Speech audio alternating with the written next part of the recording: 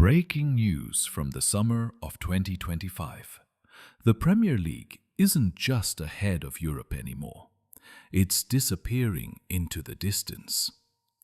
A record £3.087 billion spent in this transfer window has highlighted a financial abyss so wide that Serie A, La Liga, the Bundesliga and Liga combined simply couldn't keep up. But how did we get here? And what does this mean for the very future of European football? Stay tuned, because by the end of this video, you'll see just how deep this gulf really goes. Let's start with the raw numbers.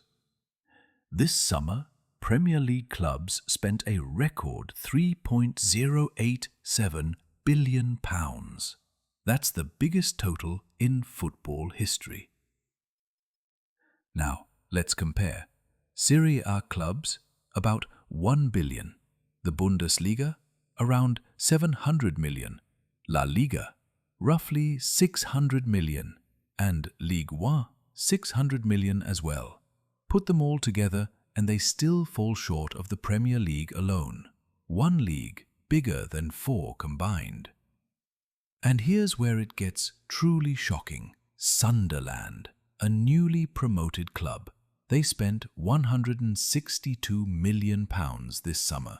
That's more than Bayern Munich. That's more than Real Madrid.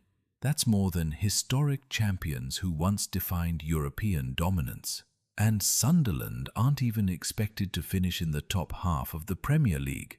That's the scale of the gulf we're talking about. This is no longer just about 1 or 2 giants at the top. This is about the entire English league operating on a financial level that Europe simply cannot match. And that difference is only going to get bigger. 3 main engines drive this dominance. Number 1. Global TV rights. The Premier League is broadcast in over 200 territories worldwide. From Asia to the Americas, the money pours in.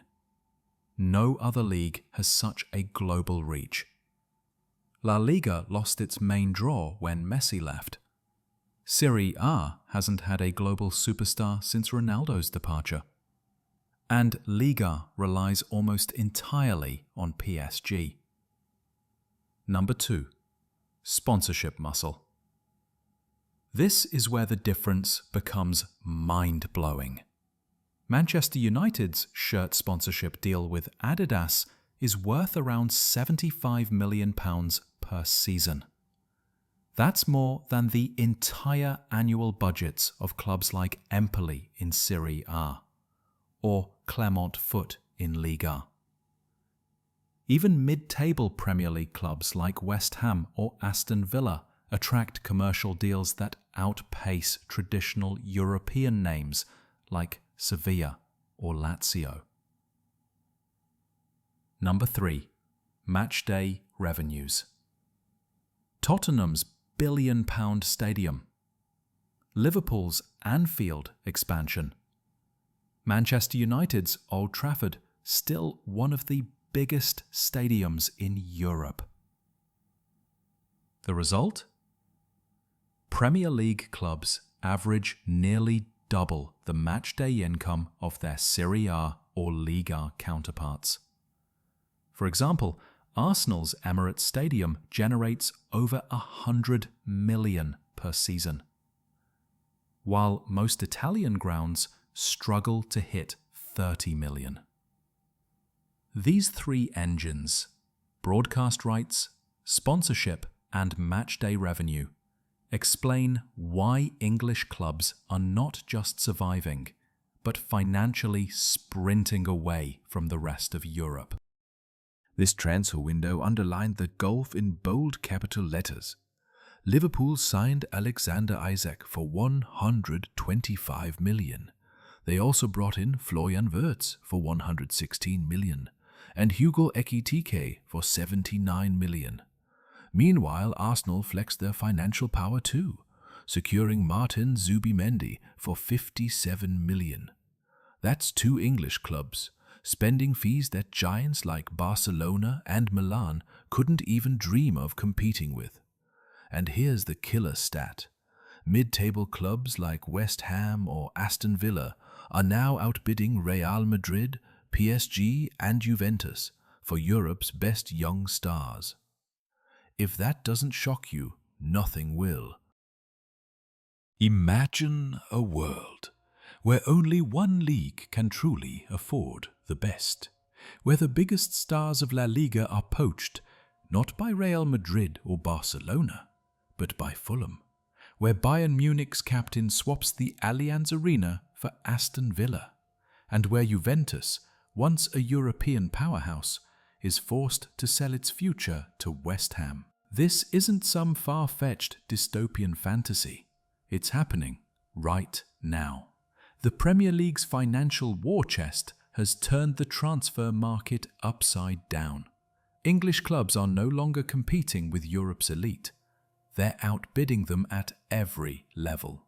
Clubs once considered giants are watching helplessly as mid-table Premier League sides buy the players they used to build dynasties around.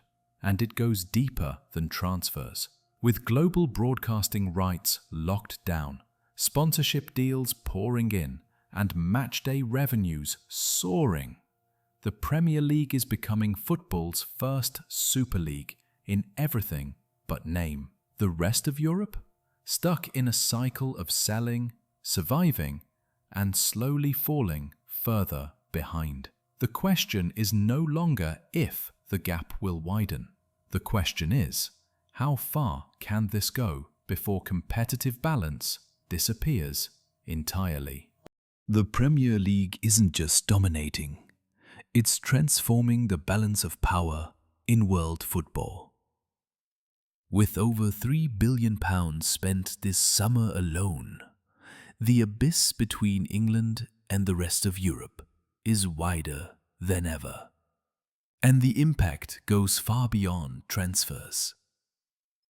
Broadcast deals, sponsorship power, and matchday revenues. They've created a financial machine no other league can match. So here's the question. Are we witnessing the rise of a global Super League in all but name? Or the slow death of true competition across European football? Drop your thoughts below. And if you've made it this far, smash the like button and subscribe for more deep dives into the transfer stories shaping the game.